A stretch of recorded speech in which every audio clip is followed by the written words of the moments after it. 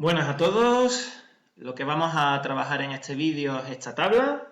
Por tanto, debéis estar situados de entrada en la página 67. ¿De acuerdo? Y esto de aquí que debo explicaros es muy sencillo y lo vais a entender muy rápido.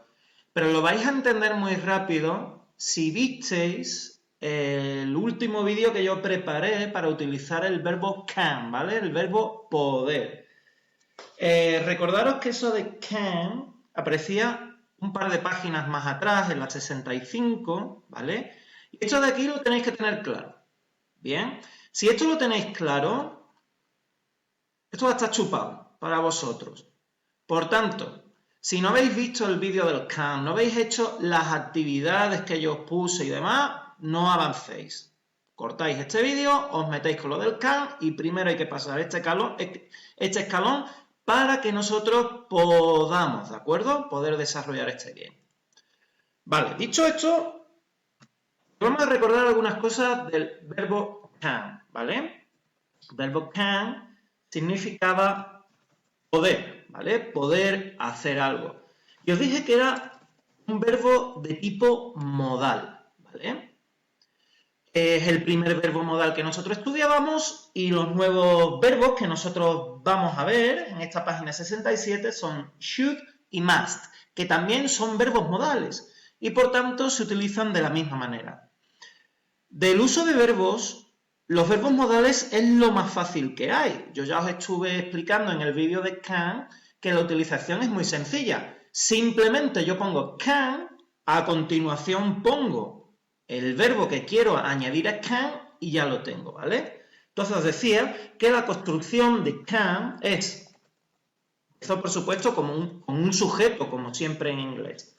Añadía ese verbo can, que significa poder, y luego ponía ya el verbo que quiero utilizar, el verbo complementario, ¿no? Entonces nosotros podíamos construir a partir de ahí oraciones como I can, que sería yo poder, o dicho en nuestro idioma, en español, yo puedo, ¿verdad? Y yo podría decir I can run, yo puedo correr, o puedo decir I can write, yo puedo escribir, ¿verdad? O yo podía decir I can listen, yo puedo escuchar. Como podéis comprobar, siempre tenemos en nuestra construcción un sujeto, el verbo can y luego el verbo que va a acompañar a ese can, ¿no? Yo puedo correr, yo puedo escribir, yo puedo escuchar, etc. Por supuesto, el sujeto puede ser cualquier otro tipo de sujeto, puede ser el you, puede ser she, it, o puede ser una cosa un poco más ambigua respecto a su nombre personal, ¿no? Por ejemplo, my teacher. Mi profesor o profesora, aquí no nos está indicando si es he o she, no nos interesa. Lo que tenemos que tener claro que sería tercera persona, ¿verdad? El singular. Debéis de recordar también que los verbos modales no añaden esa S que sí aparecía en presente, ni tenían irregularidades, es decir, siempre se va a escribir can. Por tanto, si yo quiero decir mi profesor o mi profesora puede, esta construcción es correcta. My teacher can write, por ejemplo, ¿no? Mi profesor puede escribir. Por tanto, en el can, nosotros siempre íbamos a tener que poner solamente ese can después del sujeto. Como acabo de recordar aquí, tenemos primera, segunda, tercera persona del singular. Observad que siempre está el can. Y primera, segunda, tercera persona del plural. Y como podéis observar, siempre es el can. Las traducciones de esto serían yo puedo, tú puedes, él, ella, ello puede, nosotros podemos, vosotros podéis y ellos pueden, ¿no? Y como os decía, detrás de ese can siempre debe de haber un verbo, ¿no? Observad, esta es la construcción de can y esto nos sirve para la construcción de cualquier verbo modal, ¿vale? Incluidos los nuevos verbos que nosotros vamos a ver. Bien. Entonces, si nos vamos a dicha página 67, os decía, tenemos dos nuevos verbos modales que son should y must. Y como os mencionaba, la construcción va a ser exactamente igual que la del can. ¿vale? ¿Qué es lo que tenéis que tener claro? Lo que tenéis que tener claro es que el should es un consejo, es para dar un consejo, ¿vale? Y nosotros debemos acostumbrarnos a traducir el should por debería, deberías, ¿vale? Así es como nosotros vamos a dar un consejo. Mientras, perdona, me he equivocado de sitio, mientras, perdonad, el must, lo que nos va a indicar, como bien aquí he dicho, es una obligación. Esa es la diferencia. El must es para dar obligaciones, órdenes, ¿vale? Meteos esto en la cabeza. Should significa deberías. Y lo que tenemos es un consejo, ¿vale? Mientras que must ya no es para dar un consejo, es para dar una obligación. Bien. Os decía que la construcción de estos verbos modales es como la del can, por tanto, empieza con un sujeto, continúo con el should o con el must y por último finalizo con el verbo que me interese. Por ejemplo, fijaos, yo podría construir you should study. Should hemos dicho que es un consejo, es ese debería, por tanto, you should study significa tú deberías estudiar. Yo te estoy dando un consejo simplemente, ¿vale? Tú luego ya decides si estudias o no estudias. Esto es solo un consejo. Tú deberías estudiar.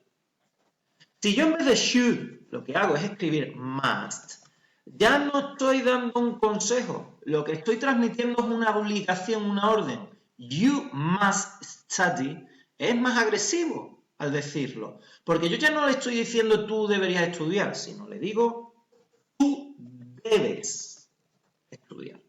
¿Ves la diferencia? Should para consejos, para aconsejar cosas, must para dar obligaciones, ¿vale? Aquí también añadiros que, por supuesto, el should y el must también pueden ir en forma negativa o interrogativa. En este caso no aparecen formas interrogativas, pero podríamos, por supuesto, construirlas igual. Y la estructura que seguiría es la misma que nosotros vimos para el can, ¿vale? Las estructuras que aparecen aquí para el negativo, para el interrogativo y, por supuesto, también para las short answers, ¿vale? Tanto para should como para must, simplemente cambiar el can.